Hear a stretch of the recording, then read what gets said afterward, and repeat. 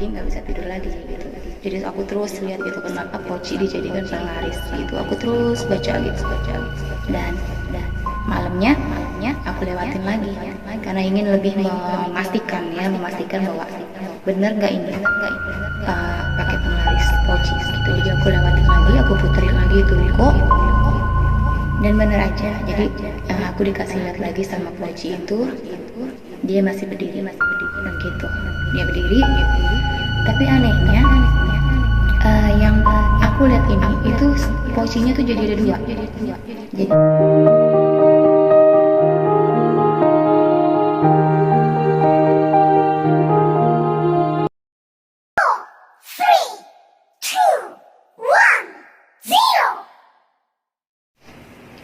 Oke, selamat datang kembali di channel Kata Kristi. Kalau kalian selama ini mungkin masih belum kenal profil ya. Nah, inilah diriku. Kata Kristi yaitu aku Kristi ya. Jadi teman-teman, malam ini kita bukan lagi bahas tentang tarot, tapi aku mau share tentang cerita yang kejadian yang aku alami ya. Jadi mungkin teman-teman tahu ya, setiap dunia orang yang berusaha atau berjualan itu terkadang ada yang menggunakan penglaris ya, dan ya nggak semua orang itu terkadang jujur ya teman-teman. Jadi mungkin dia menghalalkan berbagai macam cara gitu agar jualannya itu laku, meningkat gitu. Dan aku mau berbagi cerita ya dari pengalaman yang aku alami, yaitu tentang penglaris yang menggunakan pocong ya. Nah, begini ceritanya. Jadi aku ini kan memang orang yang diberkati dengan bakat khusus ya. Jadi aku orang itu agak sensitif dengan hal-hal yang dunia lain gitu. Jadi aku bisa melihat ya, aku bisa ngerasain ya. Itu nanti aja aku ceritain ya masalah itu. Jadi aku mau cerita di sini tentang penglaris pocong, dan itu aku baru tahu kalau pocong itu bisa dijadikan alat untuk meramaikan usaha ya. Jadi kejadiannya waktu itu di sekitar tahun 2020 mendekati awal 2021 ya. Kalau biasanya aku tuh kalau pulang kerja, kalau malam itu suka cari-cari makan di ruko dekat-dekat rumah ya, daerah. Oh enggak, aku nggak sebutin daerahnya, nggak sebutin nama makanannya, karena itu ya nggak enak juga ya sama yang punya usaha gitu. Jadi di ruko sekitar daerah tempat aku tinggal ini ya,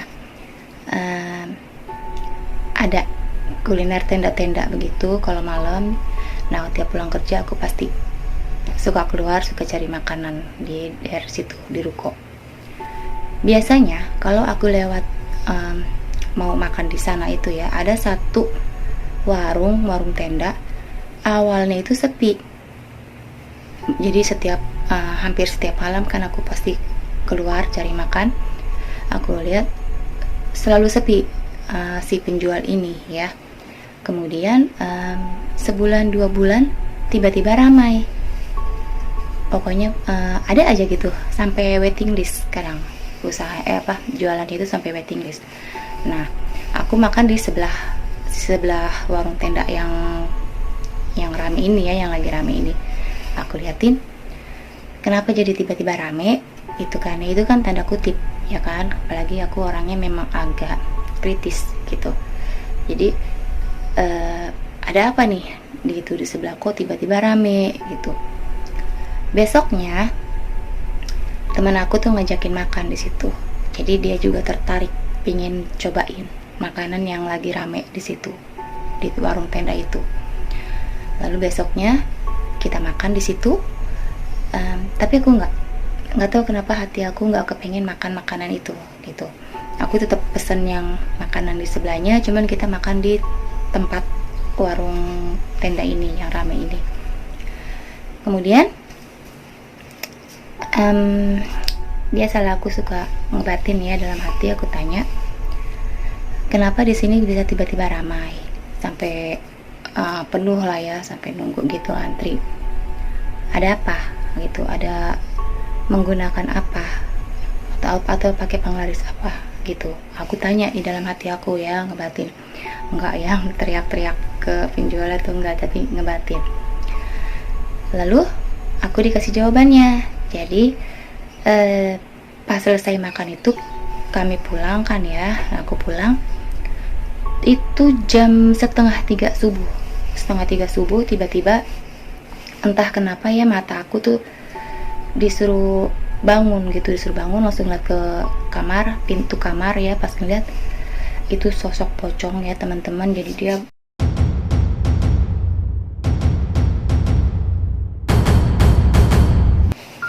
begini ya, posisinya begini, terus mukanya itu ya udah apa ya, itu sih hancur, kayak itulah, kayak udah mau membusuk begitu, serem ya. Jadi udah tinggi besar orangnya pocongnya. Dia begini, dia berdiri di depan pintu kamar ya, pintu kamar aku gitu. Jadi pas aku begini bangun melek, kok itu, aku mikirnya itu guling tadi ya kan, kok itu guling di depan pintu gitu. Itu masih belum sadar gitu. Pas sadar, ngapain juga guling di depan pintu ya kan, aneh kan. Barulah aku lihat, itu pocong gede banget gitu, dalam hati bilang, pocong gede banget gitu. Terus tiba-tiba si Poci ini, kita panggilnya Poci aja ya, lebih enak. Si Poci ini mungkin komunikasi sama aku ya. Dia bilang, kan tadi kamu yang nanya itu pakai penglaris apa gitu. Nah baru aku ingin, oh ternyata si penjual warung ini pakai penglarisnya pocong. Jadi pas jam setengah tiga itu aku bangun, aku langsung searching kan ya di Google, karena aku kan juga nggak tahu ya ada pocong itu bisa dijadikan penglaris gitu kan, aku juga nggak ngerti ya kan. Aku lihat di Google penglaris pocong gitu, ada atau tidak, dan ternyata ada. Di situ aku langsung, ya Tuhan, kok ternyata begituan bisa dijadiin penglaris kayak gitu ya kan. Terus tapi yang aku rasain dari si Poci ini ya, dia itu nggak memberikan rasa takut ke aku gitu. Aku nggak takut gitu. Jadi pas ngeliat, justru dia memberikan rasa tuh kayak pingin minta tolong. Poci ini sedih ya, apa ekspresi dia tuh sedih kayak gitu. Jadi dia bilang sama aku, tolongin gitu, kebatin. Jadi kita berbicara tuh ini ya, kontaknya tuh kontak komunikasi batin gitu. Dia bilang tolongin gitu, dia bilang gitu. Nah karena aku saat itu tahun 2000 ke 2001 itu aku belum mau menerima kenyataan bahwa aku ini sensitif terhadap hal-hal begitu ya. Jadi aku masih nggak mau ambil pusing gitu. Jadi aku cuma bilang, dalam hati aku bilang, enggak, saya takut gitu. Saya cuma ngomong sama dia, saya takut gitu aja. Tiba-tiba dia pergi, udah menghilang begitu. Paginya langsung tuh saya nggak bisa tidur. Jadi aku dari jam setengah tiga abis dikasih lihat begitu sampai pagi nggak bisa tidur lagi gitu. Jadi aku terus lihat gitu, kenapa Poci dijadikan penglaris gitu. Aku terus baca gitu, dan malamnya aku lewatin lagi karena ingin lebih memastikan bahwa bener nggak ini pakai penglaris Poci gitu. Jadi aku lewatin lagi, aku puterin lagi itu ruko, dan bener aja. Jadi aku dikasih lihat lagi sama Poci itu, dia masih berdiri begitu. Dia berdiri, tapi anehnya yang aku lihat ini itu Pocinya tuh jadi ada dua. Jadi yang satu itu dia berdiri di depan kan tenda begitu ya, di depan pintu. Kalau kita mau masuk ke penjual itu, kita masuk itu, nah di situ satu ada Pocinya yang berdiri begitu. Di satunya lagi itu di dekat dia punya kuali gitu, di samping kualinya satu, jadi yang aku lihat itu dua. Nah, aku cuman lewat begitu, dan poci yang di depan itu kita lihat ya, tatap-tatapan begitu. Aku cuma lihat, oh ya udah sambil jalan begitu gitu. Jadi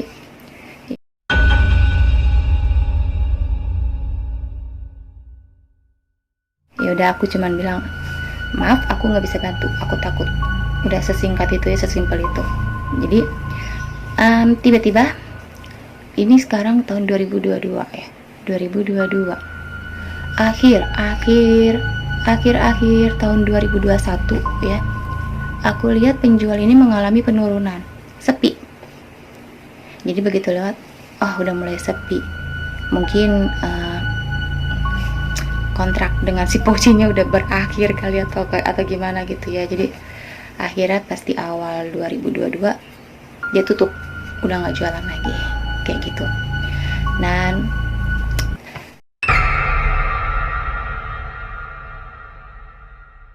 aku cuma mau kasih saran ya ke teman-teman, kalau kalian ingin berusaha, kalian ingin jualan makanan atau jualan apapun lah ya, usaha gitu, jangan menggunakan penglaris yang aneh-aneh ya, yang minta dari perjanjian dengan setan atau iblis, itu jangan ya, karena itu sifatnya hanya sementara. Itu nggak akan membuat kalian tuh sukses atau kaya sampai selamanya, tuh enggak ya. Contohnya yang penjual yang aku alami ini gitu, akhirnya dia tutup, dia tiba-tiba sepi, dia udah nggak jualan lagi gitu. Dan kalau kita mengikat diri kita ya dengan perjanjian dengan setan atau iblis kayak gitu, itu akan membuat kita tuh sampai akhir hayat kita tuh akan mengalami kesusahan begitu. Jadi kalau kita nanti tiba-tiba nggak berumur panjang, itu yang akan menjemput kita itu bukan lagi malaikat dari Tuhan ya, melainkan setan-setan atau iblis itu yang akan menjemput kita gitu. Pokoknya jangan mengikat diri kita dengan perjanjian dengan setan, dengan iblis ya. Kalau kalian mau berusaha, kalian mau berjualan atau mau wira swasta ya, kalian ingin usaha kalian itu berhasil, lancar, dan rezeki kalian berlimpah, minta sama Tuhan ya, karena kita punya Tuhan yang luar biasa ya. Dia bisa menciptakan bumi beserta isinya dan menciptakan kita ya kan. Jadi cuman sekedar membuat usaha kita lancar itu mudah banget buat Tuhan gitu, asal kita berdoa minta kepada Dia ya. Kita berdoa sungguh-sungguh kepada Tuhan bahwa kita ingin usaha kita lancar, kita ingin jualan kita itu ramai pembelinya begitu. Kalau kita sudah berusaha ya, sudah rajin berdoa juga, Tuhan pasti akan memberikan jalan. Dia pasti akan memberikan rezeki yang berlimpah untuk kita begitu ya teman-teman. Jadi jangan sampai mengikat diri kita itu dengan perjanjian dengan setan ya, karena enggak deh, karena nanti kalian sendiri yang akan rugi ya. Benar-benar gak bagus kalau kita punya perjanjian dengan setan, itu gak bagus teman-teman ya, karena akan ada yang dikorbankan gitu. Kalau kita meminta sesuatu dari mereka ya, dari hal-hal yang negatif ini ya kan, mereka akan meminta sesuatu dari kita juga gitu. Jadi nggak bagus. Kalau kita meminta kepada Tuhan, Tuhan kan nggak akan menuntut kita untuk meminta yang lebih ya kan. Dia nggak akan tuker gitu. Misal kita, Tuhan saya minta ini, kemudian bilang, iya kamu saya kasih ini tapi kamu harus gini kan, enggak. Tuhan hanya menuntun kita supaya kita untuk selalu ingat terhadapnya begitu, hal-hal yang baik ya, yang lebih mendekatkan kita kepada Sang Pencipta begitu. Dia tidak ingin mengorbankan umatnya ya ke hal-hal yang berdosa begitu, hal-hal yang membuat kita nanti masuk ke api neraka ya teman-teman. Jadi cerita ini tuh memang cerita nyata ya, aku alami Ya teman-teman boleh percaya boleh tidak gitu ya, tapi ini memang kejadian yang aku alami gitu. Dan sebenarnya bukan hanya Poci aja ya yang dijadikan penglaris oleh orang-orang yang berjualan itu. Aku juga pernah diberikan penglihatan ya, jadi ada yang menggunakan penglaris kuntilanak ya. Kemudian ada yang juga yang menggunakan penglaris, dia bentuknya seperti keris gitu, adalah macam-macam. Jadi aku tahu. Jadi setiap aku mau makan di mana itu pasti aku tanya dulu di sini pakai apa gitu. Dan kalau pure ya, orang itu berjualan tanpa menggunakan penglaris yang dari hal-hal negatif gitu, aku nggak akan ngerasain hal-hal aneh begitu, dan nggak akan dikasih penglihatan yang aneh-aneh juga. Itu yang bener-bener penjual yang minta rezekinya tuh langsung kepada penciptanya, bukan dengan mengikat diri perjanjian dengan setan ya. Kalau dia menggunakan hal-hal yang negatif, setiap aku tanya batin, pasti aku diberi jawabannya, dikasih penglihatannya begitu. Jadi saran aku untuk teman-teman, sekali lagi, kalau kalian ingin memulai usaha, entah itu berjualan makanan atau berjualan yang lain-lain ya, pakaian dan segala macam, jika kalian ingin usaha kalian lancar, kemudian rezeki kalian juga mengalir terus, mintalah kepada yang menciptakan kalian ya, jangan kepada setan begitu ya teman-teman. Karena selain dosa juga, kita nggak akan pernah tenang ya, sampai seumur hidup nggak akan pernah tenang begitu. Dan satu lagi, dimanapun kalian kalau ingin makan ya, jangan lupa selalu berdoa juga, karena kita tidak pernah tahu ya kan, apakah dia ini jujur atau tidak berjualannya, seperti itu ya teman-teman. Jadi kalian berdoa dalam hati kalian, minta supaya makanan ini diberkati begitu, jadi masuk ke tubuh kita tuh menjadi sehat, menjadi vitamin ya. Pokoknya intinya begitu, harus banyak-banyak berdoa. Dan untuk yang ingin berjualan, berusaha, harus minta berkat dari Sang Pencipta ya, jangan mengikat diri kalian dengan perjanjian-perjanjian dengan setan atau iblis ya, itu serem teman-teman, serem. Oke, nanti lain kali kapan-kapan aku akan cerita tentang awal mula aku tiba-tiba